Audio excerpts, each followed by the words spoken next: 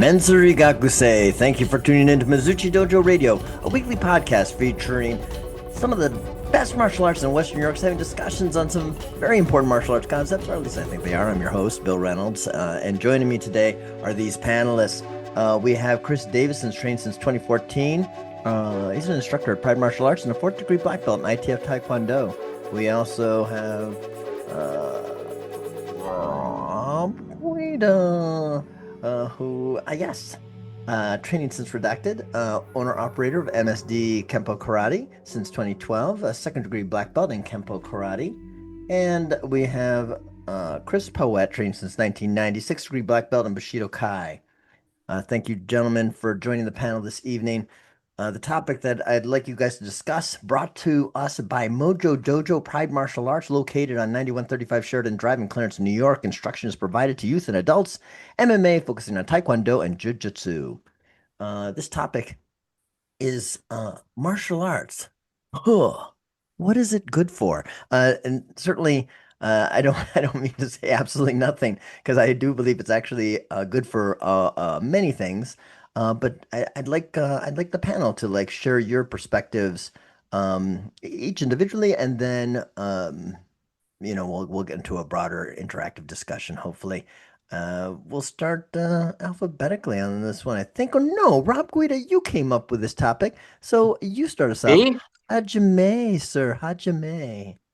I came up with this? I don't remember. Yes, you said that and I don't want to misquote you, but it's that you said something like martial arts could be for somebody who wants to do sports, but it could be for yeah. Yeah. Yeah, it was just an interesting post that I saw and I forwarded on and I thought it was really kind of neat. Like it covers a very martial arts, I think, covers a very wide gambit of things, right? So it could be sport, it could be combat, it could be self-defense, it could be fighting in the ring. It could be all these things.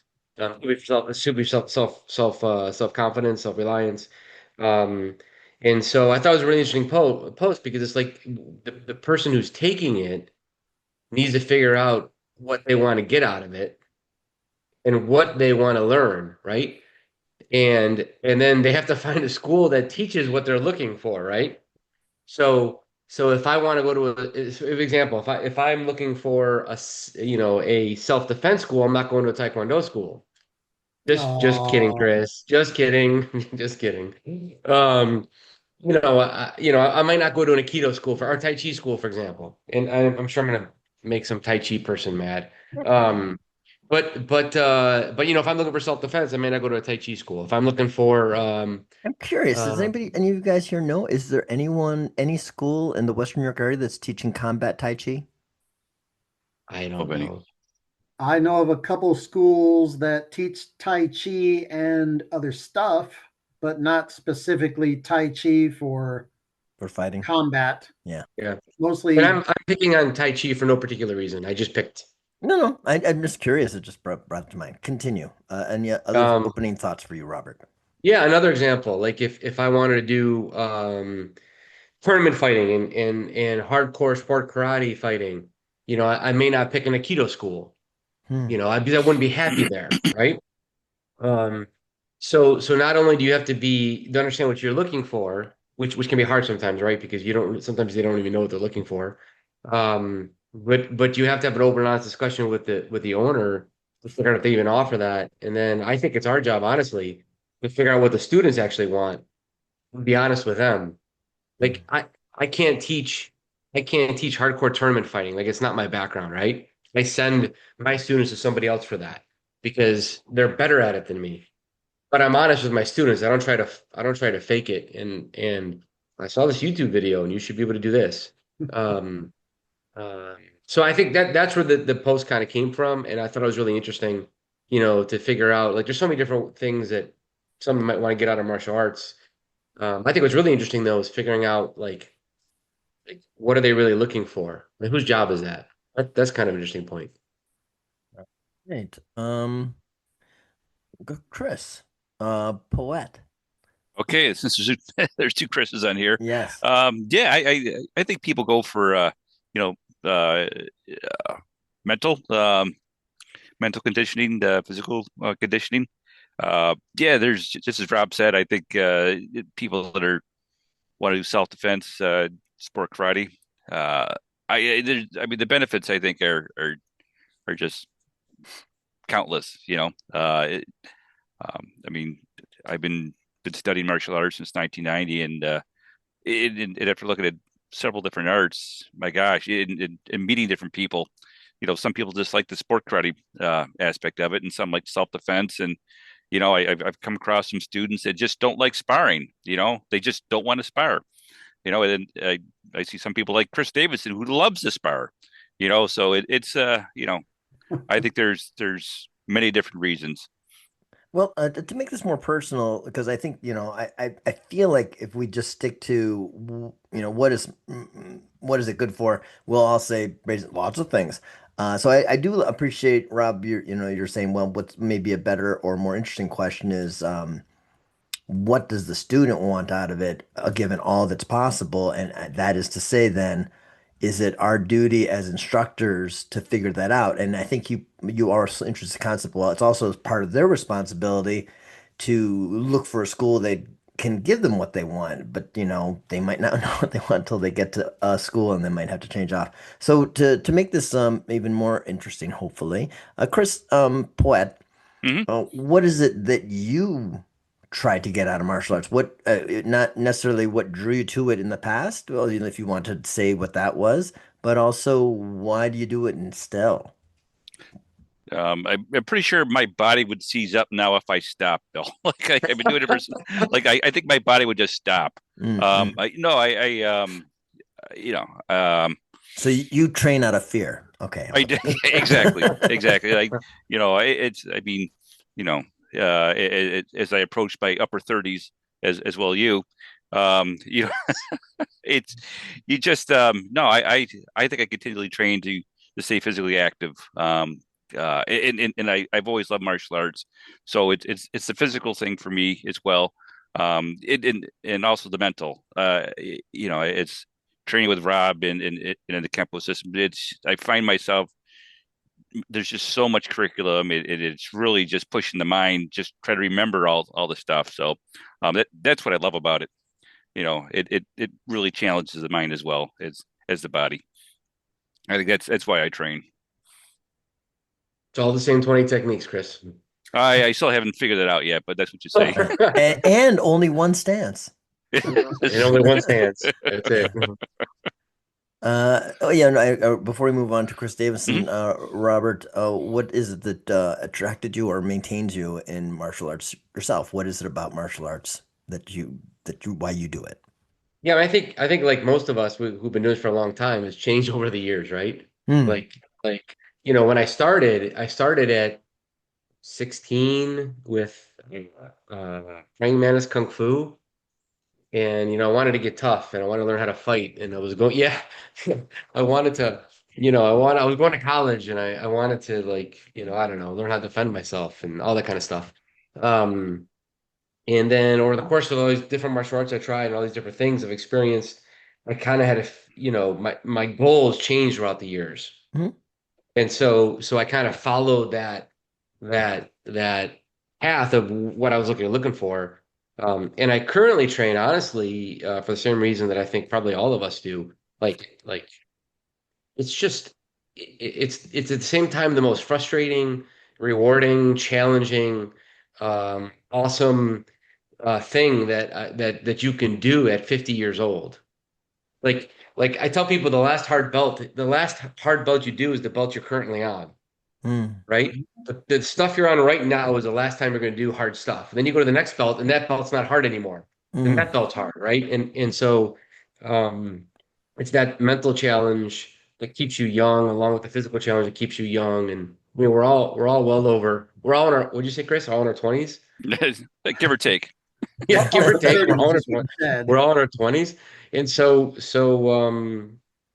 Oh, I thought you I meant. I thought he said 30s, and I thought you meant like 30 years plus of training. No, no, no. We're no, talking yeah, age. No. he was joking Oh. about our age. Um, I think all of us are kind of in the same boat. We're now I don't want to be the guy sitting on the park bench and I can't get up anymore because my back is seized up, and and it keeps me young doing this. Mm-hmm. Different goal now than when I was 16. Okay, thank you. And Kris, yeah, you can your own thoughts, but also if you would share in addition what you personally brought you into it. Sure. And like the other guy said, or what we alluded to, it's really harder to pick something that martial arts isn't good for or has some impact on. Like you could say, well, it doesn't help me with my taxes. Well, doesn't it? It Mm, it keeps your mind sharp. It helps you pick out little details. Just me with my Well, I taxes. can make that argument that it literally can help with everything, but specifically, it's health benefits, um, building relationships. I didn't get into martial arts to build relationships, but in my travels and in my meetings and in all the tournaments I go to, it's really I literally have met the best people in my life, present company excluded, um, through martial arts. So yeah, what isn't it good for is probably a harder question. What keeps me in it, uh, like my the gentlemen in my age group or close to my age group have said is quitting now, and I'm at the age I'm almost 60, and it would be harder to stop than to just keep doing it. And I'm of a mind that inactivity, especially as you get older, that's what's going to kill you. mm. Activity probably, as long as you don't go crazy. As we get older, we lose some muscle mass and blah blah blah. But the inactivity in our later years, that's the killer. So I stay in it to keep my mental and physical acuity, and to keep building relationships and meeting people. Like every tournament I go to, literally, I meet someone, and then we're friends on Facebook, and then we're talking, and I'm learning stuff that I had no idea. I've talked with Andre, the scary Giant? Canadian Oh, karateka. okay. Yeah. He's a good Uh, dude. he really is, and He's a good dude. he almost died 2 years ago from Yeah. he had a heart attack or some kind of crazy cardio thing, and a week ago he's winning grand championships. Mm. That's amazing. So I stay in martial arts to keep being amazing. All right. So, There's something interesting there, Bill, that we all kind of touched upon, but we don't really talk about enough, I don't think. Like like the brain rot you get. Brain rot's not the right word, but the Losing as you get acuity. older, yeah, as you get older, you lose mental acuity because you don't learn anything anymore, right? You get into Stagnation. these, yeah, you get in these lulls, and like you've done your job for 20 years, your kids are gone, nothing's new there, your house is your house, you know what I mean? And what do? You sit there and watch Fox News for 8 hours a day when you get when you're done at work, and then you go to sleep. And I think all of us, and as you get older, like the martial arts, what it gives you is mental challenge. And you may not be able to do the physical part anymore, but we don't talk about that enough, honestly. For Mark, the good that it gives you the older population, older us, 40s and up, how it stimulates the mind continuously. You're forced to learn something new and remember it, and it brains the muscle. You use it, or you lose it. Just since getting my fourth degree and having to deal with the M word, and now everybody comes up to me and wants me to look at their form or critique them in some way, and I have to know what I'm talking about. So I go over it in my mind, and I practice the forms more now. It's what you said. It helps keep you active, keep your gray matter active, Yeah. versus, oh, here I'm at my desk again, and oh, there's the cat, and I got a vacuum, and well, I it will. I'll tell you guys something. I don't know, maybe this is a public service announcement.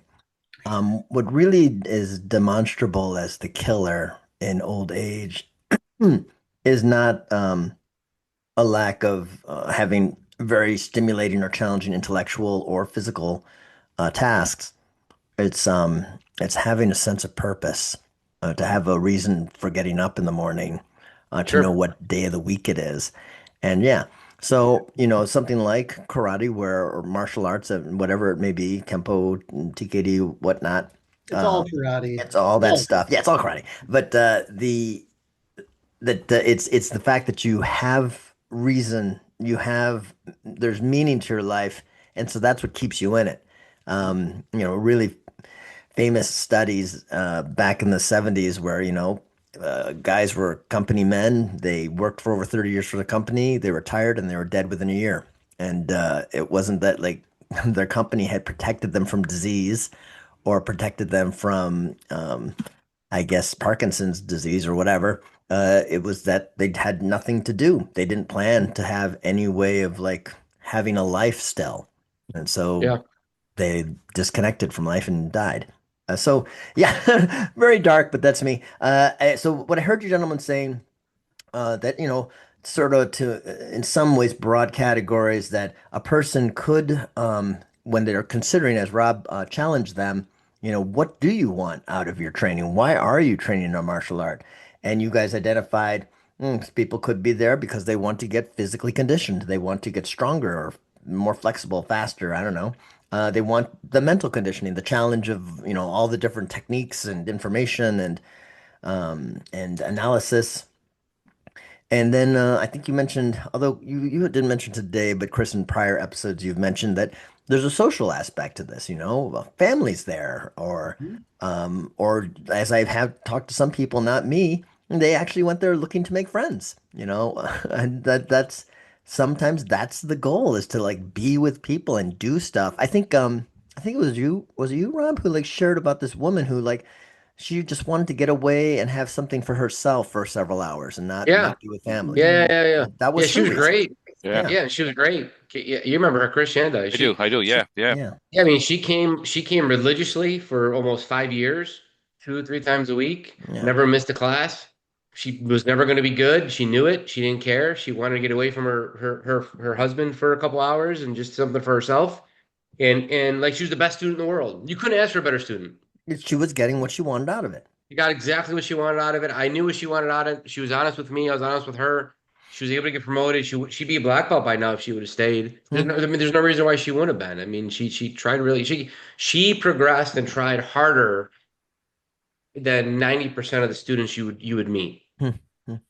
And then lastly, the things it wasn't said as said very quickly and rolled in. People might approach martial arts because they want to learn self-defense or they want to learn competitive sport type of action that they're going for martial arts to get involved in sport. The one last one I would put in there, maybe it isn't like this is something that I think me and Master Rossler have butted heads on that I Where heard is he? he's out with his girlfriend That's They're wedding. at some a wedding bullshit. this evening. Yeah, sure. Oh, okay, wedding. That's different. You Yeah. could have brought the cell phone. Yeah, I That's know. right, right. Just go into a closet somewhere. Hey guys, but what I was gonna say, the time honored and classical reason for pursuing the martial arts was, as I heard in this one podcast, combatives that you wanted to learn to fight, not just sport competition, not sort of self-defense maneuvers, but actually how to put the hurt on when necessary. And I thought that was interesting because they were saying what martial arts are combatives versus which ones aren't. And I thought that was a pretty myopic way to look at martial arts. But I think it made sense for someone in their 20s or 30s is what they look like they were in, who really have only been exposed to this current era of mainly a sport emphasis and just Mm. thinking that martial arts, that's what martial arts always were, that they were just sports. And but there have since been developed like more combative forms of martial arts, like they were teaching. Okay, so let's open this up to broader discussion now. I think there's some, in addition, I think it's good as a framework to know what essentially these things are. Although Chris, I think you tried to open it up further and say that it may not have a direct effect on everything in life, but it has an indirect one. But I wanted to get more back to your thoughts about seemingly what is then the challenge to the instructor, whether they're a school owner or just another instructor on the floor, helping a person figure this out and then hopefully provide them what they need. What are your tips? What are your tricks? How do you help people figure out why they're even here? Or do you? Because I know that in plenty of schools, I never hear any of us talking about this, what brought us here, until I'm doing some sort of crushing warm up and I say, well, don't you want to be able to defend yourself? And someone says, oh, I really just came here to for the aerobics. I was like, dang, okay. I had no idea. Is that legit? I guess so. But again, that's when I was just like an assistant instructor, not like a school owner. So I had less sympathy. I was there for my reasons, and so their reasons were dumb. And, and it's like, Bill was just there for the murder. I was. I will say, like you guys mentioned, I originally got into martial arts for the social aspect. My college roommate in my freshman year invited me to join him in these classes, and so I was like, that sounds cool. And so that's when I joined, and then I practiced that and just kept it up because I really enjoyed the combative aspect. I was in Shotokan and we didn't train self-defense. We were training to kill. One punch, one kill. That was like the constantly hammered into us. And so I was thinking, okay, great. I'm gonna learn how to really kill somebody. And it was only later that I went from that to trying to be a really good sport fighter. I really enjoyed fighting in a friendly and rule-bound way. And then somewhere along the line, I decided I really enjoyed katas, and I turned to that, and I never turned back. And I sort of enjoy a kata even more deeply now than when I first started. And not just for the replication of it or the personalization of it, but for the understanding and application of it has been really the thing for me. Okay, so let's open this up a little bit broader. So let's go backwards. Kris Davison, in your experience, how do you help students find what they want out of a martial art? In this case, I guess MMA, TKD. From that perspective, how do you help and what do you do? Okay, so I'm not. You introduced me as an instructor, and I'm more of a senior student. I'm more of a resource. Hey, brother, you accepted that fourth degree. You cannot say come on, man, you're a master. Student. It's too late. You already got the belt. Master Davidson. So I don't meet people at the door and say, "Hey, what do you want?" I don't think any of us do exactly. Maybe Robert does. I don't know. So, but I've seen it done at Pride. Someone will, they'll call the phone number and say, "Hey, I'm interested in whatever." And Master Patterson will typically tell them, "Well, come on down, let's talk," because he wants to, see him face to face, see what he's quote unquote working with. And he listens deeply to what they're saying, and he'll take in the big picture though. Like this person comes in and I want to learn self-defense and I want to run 6 miles inside of 6 months, but they're 300 pounds and not a good 300 pounds. He'll say, well, I'd recommend you start with our basic program to get the fitness up and, lead them into it like that. So it's, how do you get them on the right track? You listen carefully, and you kind of have to see past what they're saying versus you have to look at where they want to go and base their journey on where they're at now. Whereas if someone came in and they're in outstanding physical condition, the warm-up's not going to be the problem. It's probably going to be keeping them interested, when they're training with maybe people that aren't in their demographic or age group or whatever, giving them a little additional personal attention so that they know, I'm just not thrown into this class to whatever. This guy, really cares about me and where I want to go. Me personally,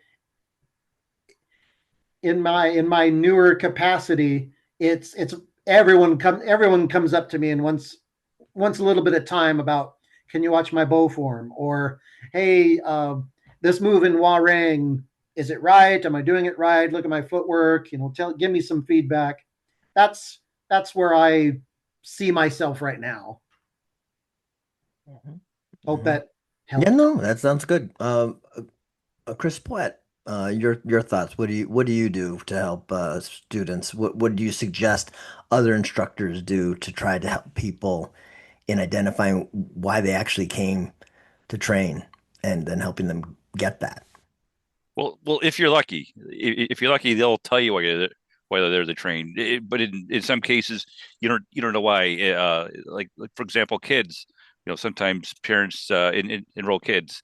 And it maybe the parents will say their son or daughter has been bullied. All right, so this way, okay, then you have some idea. Maybe let's maybe they want to learn more self-defense, or maybe a parent says, my son or daughter is just a nightmare at home. They got way too much energy. All right, maybe they're looking for a discipline.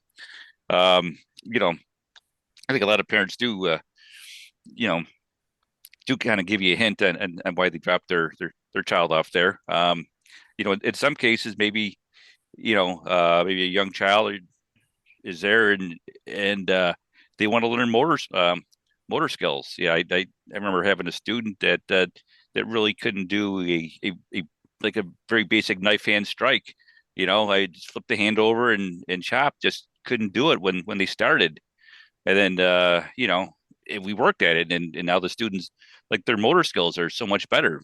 So it's I think as an instructor, it's very fortunate if somebody tells you why they're there. But I think for the most part, you have to be observant. I mean, what did the parents say when they drop their child off, or some kind of conversation with the student of why they're there, and then you got to figure it out from there. Okay. Robert? Yeah, I mean, I think they're both being kind of generous. Most people have no goddamn idea why they're joining. Yeah. They have no idea, right? Like, they say things, oh, my kid, my kid has problems listening, or my kid needs more, whatever. And I'm like, in 10 minutes, I get him to listen and hold still. Like, I ask people and I listen, and I try to tailor what I'm doing in the first couple weeks to what they're looking for, if that makes sense. But then it's just honestly, it's my experience with training for 30 years now. I look at people and I'm like, he doesn't need that. He needs this. And I tailor my training to each person a little bit differently. The kid or student who needs me to be harder on them because their dad isn't around, or they need that authority figure, I'm way harder on them because that's what they need. And the kid who needs a hug every now and then, I give it to him because that's what he needs, right? It's different, right? And then as the years go on, it changes, right? And then, I don't know how many times I've asked people, like, what brought you here? Now they've been here for a couple of years and they're training. What do you like? Why are you training? So they get to 10, 11, 12 years old, and adults too, but I'm talking about like kids who've been around for a few years. Why are you here still? I just ask them, and I got students who say they love sparring. Okay, great. Let's focus on sparring. I could say they love the weapons. Okay, that's great. Let's focus on the weapons. And if they say something that I can't provide them, I find someone who can. And that's kind of the goal, right? Like our goal is to make better martial arts students, not force them into whatever we're doing, if that makes sense. So, I mean, I've referred to people to Bushido Kai. I referred people to Pride. I referred people to you, Bill. Who are looking for Isshin-ryu. You weren't teaching Isshin-ryu. You were teaching. Remember, I asked you a little while ago. Yeah, don't refer them to me for Isshin-ryu anymore. Yeah. I mean, but I mean, I'm like, I don't know any Isshin-ryu schools. I mean, I know this guy Bill. I mean, I think he teaches something. He teaches traditional karate. If you want to learn weapons, I refer them to Hartman first. Because like, what happens when they come to your school and they want fighting and you don't do fighting? You have a bad student, they have a bad experience, they're a bad martial artist, they talk bad about it, martial arts in your school. It's all bad. Yeah. Yep, very good points. And I'll tell you that that's like when I get an email from somebody expressing interest in joining the school, that's my first question, what does it that brings you to me? What are Yeah. you looking for?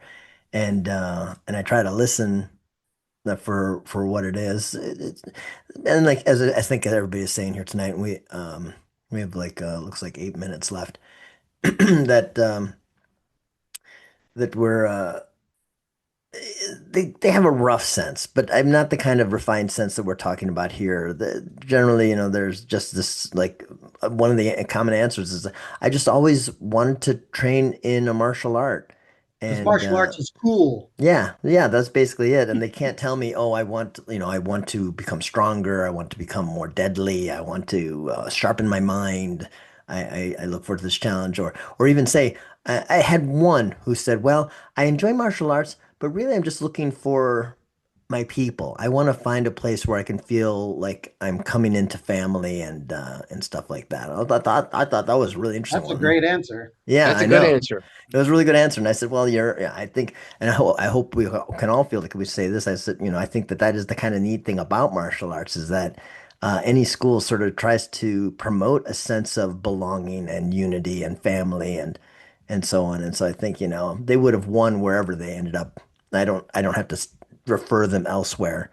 Um, but yeah, so I think for I myself, have a question. yeah. Rob, do you really send people to Hartman? I'm just kidding. I'm just kidding. I love Dot too. No, Yes. I do. I do. Look, if they're not willing to travel to me, or I mean, let me rephrase. If they're not willing to travel to Hartman, I train them. But in general, like if you want to learn weapons, like okay, I think I'm pretty good, but he's better. Hmm. Hmm.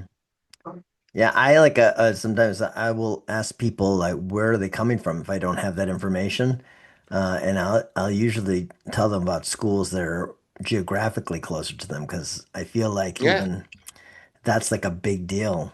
The idea that like Well, half an hour to get to your school, Yeah. maybe not how your long school. are they going to stick around, Bill, if they're Yeah, driving 40 minutes to your school? It's right. not even worth it. Pass them to somebody who's closer. It's Absolutely. But I have it's the same it's opinion. hard. It's hard to drive by 3 or 4 different schools before you get to your school. Mm. I Yeah, mean, They got to be looking for something very specific to come to my school and pass your school and his school and their school. right. Something very specific, and that happens, but Mhm. not that often, I don't think. Yeah. I think you'd have to know, like you'd have to know. Yeah, I want to train with you, or I want to train in that model, or whatever I read on your website. That really just rung a bell with me, and I don't care that you're that far away. right. Yeah, because It's I have a student right now like that, and yeah, she's driving, I think, quite a distance. And I talked to her about the other schools that are closer, and she said, nope. I was like, all right. And so far, so good, but we'll see. I very engaged and very really joining with the group. But I feel like that's a special challenge, especially in the winter. oh yeah. Yeah. But yeah, I would say for me, aside from just asking people what do they want, because as I think we all said, most people don't ultimately know exactly what they want. That's, just have the roughest sense.